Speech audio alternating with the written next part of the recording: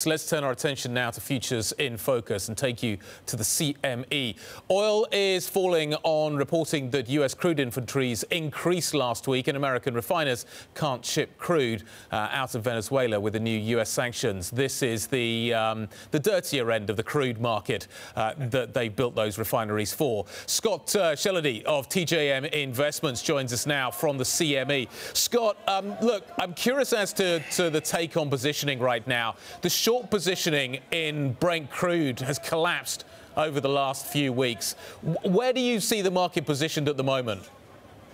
Well, you know what? For the first time in a long time, with WTI here in the States and the Venezuelan situation, the market's really taken a long-term view. You know, Wall Street's been more about what can you do for me lately, as in tomorrow or this minute.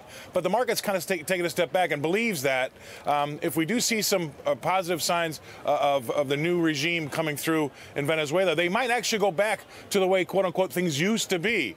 And that could really then start to bring a lot of stuff to the market. And the market's kind of trading that like that's going to be what's going to happen. So at least that's the research that we see across our desk, that things, if they do go that way, yes, there'll be some short-term interruptions. Yes, there could be some issues in the next couple, 3-4 weeks. But if we can get back to the way things were a while back before Venezuela really started to fall apart, that could be bearish.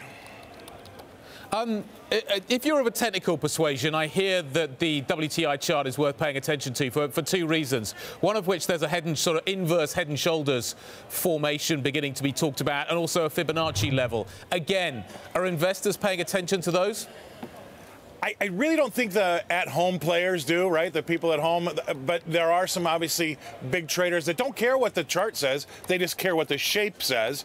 But at the end of the day, I think this is still more of a fundamental market than the head and shoulders or the technicians would like to believe in. The things that really stand out to me are supply. You mentioned that at the top of the show, and what's happening geopolitically. And if we do have this slowdown, we do have some long-term goodness that comes out of Venezuela, it's going to be hard for oil to really take off and leave us behind.